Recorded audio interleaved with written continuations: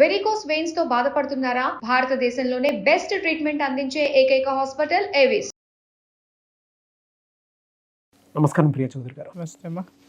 యూనివర్సల్గా ఎక్కువగా మనం చూసేది ఒకటి చెప్తానండి, ఎవరు అబ్జర్వ్ చేసినా ఇందులో మాత్రం ఖచ్చితంగా పాయింట్ ఉంటుంది. ఎక్స్ట్రా మ్యారిటల్ అఫైర్స్లో మనం చూస్తే అంటే కట్టుకున్న భార్యకి అన్ని రైట్స్ ఉన్నా ఏముండవు, కానీ గర్ల్ ఫ్రెండ్కి అయితే డబ్బు, ఎనర్జీ, దాంతోపాటు తనకు కావాల్సినటువంటి టెంపరీ నీడ్స్ ఏవైతే ఉన్నాయో ఇంట్లో దోచుకెళ్ళి మొత్తం మరీ అట్టే పెట్టేస్తూ ఉంటారు. కానీ ఇటే పెట్టడానికి కాలు, చెయ్యి, నోరు ఏమీ రాదు. పోగా ఎంత దరిద్రంలో కూరుకుపోయి నోరు తెరవకుండా ఉంటే అంత మంచిదని ఎక్స్పెక్ట్ చేస్తారు. ఎక్స్ట్రా మ్యారిటల్ అఫైర్స్లో అది ఎక్కువగా చూస్తాం మనం. ఇటేపు పెట్టడానికి రానిది ఇటేపు చెయ్యి ఎందుకు వస్తుంది అనేది అర్థం కాని ప్రశ్న. ఇవాళ ఎక్కువ ఫ్యామిలీస్లో బాధపడిపోయి కుటుంబాలు నలిగిపోయి వీధిని పడ్డ జీవితాలు చాలా చూస్తాం మనం. ఇలా ఎందుకు జరుగుతుందండి? నాగరాజు, భార్య అనేది జీవితాన్ని పంచుకోవడానికి వస్తుంది. Okay, well wisher, she is well wisher for everything. నా భర్త బాగుంటే చాలు, నా భర్తను నేను కష్టపెట్టకుండా ఉంటే చాలు, నా భర్తది ఏదైనా నాదే కదా. ఒక నమ్మకము, ఒక వెల్ విషింగ్, రెండు కలిపి ఆవిడ్ని బానిస కింద చేస్తాయి. ఇప్పుడు మీరు అన్నారు గర్ల్ ఫ్రెండ్కి ఎట్లా వస్తాయి అనేసి. గర్ల్ ఫ్రెండ్ వచ్చేదే జేబు చూసి, గర్ల్ ఫ్రెండ్ వచ్చేదే జేబు నింపుకోవటం కోసం, గర్ల్ ఫ్రెండ్ వచ్చేదే ఆ యాటిట్యూడ్ తోటి వస్తుంది. కాబట్టి she knows that how to grab that. Okay, రెండో విషయం ఏంటి అని అంటే, నేను ఎప్పుడో ఒక సినిమా చూశాను సార్, చాలా సావిత్రి సినిమా, బహుశా అందరూ పాత వాళ్ళందరికీ గుర్తుండి ఉంటుంది. అందుట్లో భర్త జగ్గయ్య క్యారెక్టర్ అనమాట. బాగా రిచ్ అంటే ఫ్యామిలీ, మంచి ఫ్యామిలీ, అన్యోన్యమైనటువంటి దాంపత్యం ఉంటుంది. సడన్గా భర్త ఒక ఆడదానికి బానిస అయిపోయి ఇంటికి రావడం మానేస్తాడు. అందరూ గమనిస్తారు, గమనించి ఎవరు ఏమీ మాట్లాడరు. భార్యగా గమనిస్తుంది, ఎవరికి చెప్పుకోలేనటువంటి విషయం. అత్తమామలకి చెప్పుకోలేదు, ఇంట్లో మరుదులకి చెప్పుకోలేదు, ప్రపంచంలో చెప్పుకోలేదు, ఏమీ చెప్పుకోలేదు. ఇక చూసి చూసి చూసి చివరికి ఏం చేస్తుంది అని అంటే, వాళ్ళ ఇంట్లో వాళ్ళకి చెప్తుంది. చెప్పంగానే వాళ్ళ ఇంట్లో వాళ్ళు మందలిస్తారు. మందలించగానే ఇమ్మీడియట్గా ఇతను ఏం చేస్తాడంటే భార్య మీదకి రివర్ట్ అయిపోయి, నువ్వు నా గురించి చెప్తావా అంటే, నేనంటే నీకు గౌరవం లేదు, నా మీద నమ్మకం లేనప్పుడు నేను ఈ ఇంట్లో ఉండాల్సిన అవసరం ఏంటని ఇంట్లో నుంచి దొబ్బేస్తాడు. అప్పుడు ప్రపంచం ఏమంటుందంటే, మగాడిని అట్టు అడిగితే ఎట్టుంటాడమ్మా, వెళ్ళిపోడు. ఎందుకంటే చుట్టూ చేరిని అన్నీ ఎదవలే, వాటికి చేతగావు, వాటిలో బలం లేదు, అవి భర్తని ఎలా తిరిగి తెచ్చుకోవాలనేటటువంటి చట్టం పట్ల కానీ, భార్య యొక్క హక్కు పట్ల కానీ వాటికి విలువ లేదు. వాటికి అవగాహన లేనటువంటి క్యారెక్టర్లన్నీ చేరిపోయి, అదేంటమ్మా మగాడు చేస్తే చేశాడు అట్లా అంటావా, ఇప్పుడు ఇంట్లో నుంచే వెళ్ళిపోయినాడు కదా, నువ్వే చేసుకున్నావు, తిరిగి ఉల్టా మాట్లాడుతూ ఉంటారనమాట. ఆ అవమానాలు భరించి భరించి ఎలా ఉంటుంది అని అంటే, అవును భలే అందంగా ఉంటుందంట, భలే ఉంటుందంట, 18 ఏళ్ళేనంట, 20 ఏళ్ళేనంట, అబ్బో చాలా చురుకంట, ఇలా ఆ అమ్మాయిని ఈమె దగ్గర పొగడ్డం మొదలు పెట్టేస్తూ ఉంటారు. నాగరాజు గారు, ఒక భార్యకి ఎలాంటి పరిస్థితి ఉంటుంది ఒక్కసారి చెప్పు. ఒక్కొక్క ఆర్గాను చచ్చిపోతుంది నాగరాజు, ఒక్కొక్క ఆర్గాను లోపల నుంచి చచ్చిపోతుంది. అలాగని చెప్పేసి అని కర్ర తీసుకొని వెళ్ళి కొట్టేసింది అనుకుందాం, ఎవరిని, అవతల గర్ల్ ఫ్రెండ్ని. కొట్టంగానే ఏమైపోతుంది అని అంటే, మొగుడు ఏం చేస్తాడు, శాశ్వతంగా దాన్ని వదిలేసి వెళ్ళిపోతాడు. ఎందుకంటే వీడి అహం మీద దెబ్బ కొట్టింది కాబట్టి. ఓకే, కొట్టలేదు, భర్తను కొట్టింది అనుకుందాం, ప్రపంచానికి ఏం చూపిస్తాడు, ఇదిగో ఇది ఇలాంటిది కాబట్టే, ఇదిగో చూసారా దీని స్వరూపం, రోజు నన్ను ఇంట్లో పడేసి కొడుతుంది, రోజు నన్ను అందరితో అంటగడుతుంది, రోజు నన్ను ఎమోషనల్ బ్లాక్మెయిల్ చేస్తుంది, దీని చరిత్ర ఏంటో మీకు తెలుసా, దీని జాతకం ఏంటో మీకు తెలుసా, ఇది ఎవరితో మీకు తెలుసా, దీని టార్చర్ తట్టుకోలేక ఇక్కడికి వచ్చి నేను సుఖం పొందుతున్నాను అని చెప్పేసి అని మాట్లాడతాడు. బ్రతకాలా, చావాలా, చంపాలా?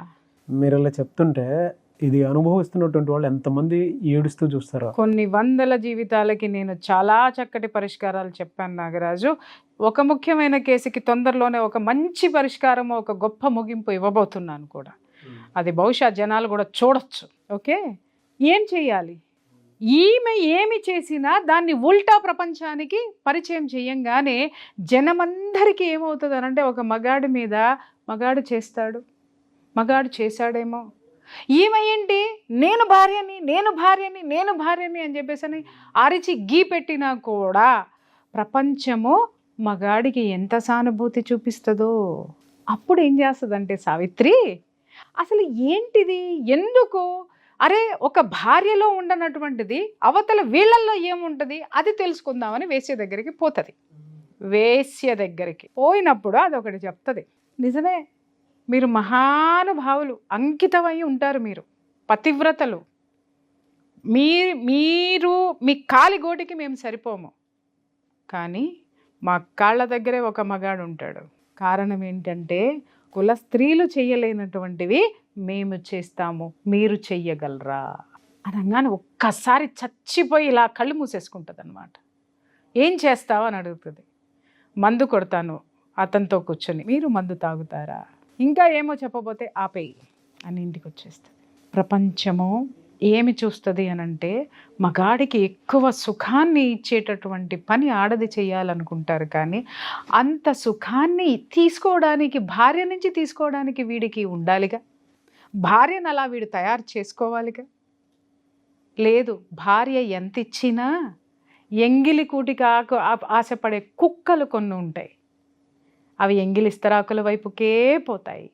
పైగా దాన్ని ప్రసాదం కింద జనాన్ని, ఊరిని, జనాలని మభ్య పెడతాయి, అబద్ధాన్ని అద్భుతంగా ప్రజెంట్ చేస్తాయి. అర్థమైందా నాగరాజు? కానీ నిజం అనేది ఎలాంటిది, నిప్పు లాంటిది. నిజంగా ఈ భార్యలో అస్తిత్వం ఉన్న, చీము నెత్తురు ఉన్న, ఆత్మగౌరవం ఉన్న, ఏమంటున్నాను, అస్తిత్వం, చీము నెత్తురు, ఆత్మగౌరవం ఏది ఉన్నా కూడా రోడ్డు మీద వేసి తన్నండి, పరువులు పోతాయని నోరు మూసుకుని కూర్చున్నటువంటి ఆడవాళ్ళు సంవత్సరాల తరబడి ఈ నరకాన్ని అనుభవిస్తున్నారు నాగరాజు. నరకాన్ని అనుభవిస్తున్నారు. శారీరక సుఖం ఇవ్వడు, ఇంట్లో ఒక రూపాయి ఇవ్వడు, పిల్లల్ని చూడడు, ఏమన్నంటే ప్రపంచంలో అదే చెడ్డది అని చెప్పేసి అని ప్రూవ్ చేసుకుంటూ పోతున్నారు. కుక్కని కొట్టినట్టు కొట్టండి. ఎందుకనంటావేమో, నువ్వు కొట్టకపోయినా కొంపలో కూర్చున్నా నీకెవడు తీసుకొచ్చి కీర్తి కిరీటాలు ఇవ్వడు, నిన్నెవడు పోషించడు, నిన్నెవడు ఏమీ చేయడు. అట్లీస్ట్ నువ్వు ఒక ధైర్యంగా ఒక స్టెప్ ఏదైతే నువ్వు తీసుకుంటావో నీ అస్తిత్వము, నీ ధైర్యము, నీ బలం, నీ బలగం ఏమిటో కనీసం వాడికి నువ్వు చూపించిన వాడివవుతావు. దెబ్బకి సమాజం ఎందుకు దిగిరాదు, దెబ్బకి నీ హక్కులు ఎందుకు రావు, కొట్టి చూడు. మహా అయితే పోలీస్ స్టేషన్లో చిన్న పనిష్మెంట్ ఉంటుందేమో, కోర్టుకి వెళ్ళిన తర్వాత ఎందుకు కొట్టావు అని అడిగితే మొత్తం చరిత్ర అంతా వస్తుంది నాగరాజు. కోర్టు ఏమి అవతలాడి చెప్పిందే నమ్మి ఈవిడికి శిక్ష ఇది కదా, ఈవిడికి శిక్ష వేసినా వాడు ఎంత ఎదవనేది కూడా అక్కడ ప్రూవ్ అవుతుంది కదా. కనీసము ఇలా బాధపడుతున్న ఆడవాళ్ళందరి ఆశీర్వాదాలు ఉంటాయి. ఇలా చాలామంది కూడా వాళ్ళ జీవితాలని సక్రమంగా ఒక దారిలో పెట్టుకునేటటువంటి అవకాశాలు బోల్డ్ ఉంటాయి. ఎందుకంటే కేసులు చూసి విసిగిపోయాను, అసహ్యం వేస్తుంది నాకు. పోరాడలేనటువంటి అసహాయత స్థితిలో స్త్రీ ఉంటే దాన్ని అవకాశంగా మలుచుకొని తిరిగేటటువంటి ఇట్లాంటి వదిలిపెట్టకూడదు చెప్తున్నాను. కొట్టండి, కొడతారో సంపుతారో. ఇంకా చెప్పాలంటే నేను ఎందుకు ఇంత పరుషంగా మాట్లాడుతున్నానంటే నాగరాజు, ఎన్ని జీవితాలు నాగరాజు గారు, ఎన్ని కుటుంబాలు, పిల్లలు ఎంత నలిగిపోతున్నారో తెలుసా మీకు? అసలు పిల్లలు మానసిక క్షోభకి గురైపోయి, యాంగ్జైటీలకి గురైపోయి, క్షమించండి మాట్లాడుతున్నందుకు, ఇవి ఏమో కారులో తిప్పుతాడు, ఫ్లైటుల్లో తిప్పుతాడు, ఇంకా చెప్పాలి అనంటే హనీమూన్లు వేసుకుని తిరుగుతూ ఉంటాడు. ఇంట్లో పెళ్ళాం ఎదవలాగా కూర్చోవారా? చట్టం ఎందుకుంది? సంకనాకనా చావనా? చట్టం పెళ్ళానికి లేనటువంటి హక్కు ఈ సమాజము ఉంచుకున్న దానికి ఎట్లా ఇచ్చింది? అన్ని హక్కులు ఉన్నాయి. ఏ దారులుంటే ఆ దారుల్లో పోరాడండి. నిజంగా ఇలా కూర్చొని ఉన్నారు అని అంటే మాత్రం మీకంటే సిగ్గులేని జాతి, మీకంటే సిగ్గులేని చీవు నెత్తురులేని బతికే కంటే వాడినన్న దారిలో పెట్టండి. కాళ్ళు చేతులు నడువిరక్కొట్టి దారిలో పెట్టుకొని మీ జీవితాన్ని శభాష్గా మీరు ముందుకు తీసుకెళ్ళండి. లేకపోతే ఇంకా చచ్చిపోయామనుకొని బ్రతకండి. థ్యాంక్ యూ అండి. Thank you so much Priya Chowdary garu. Thank you.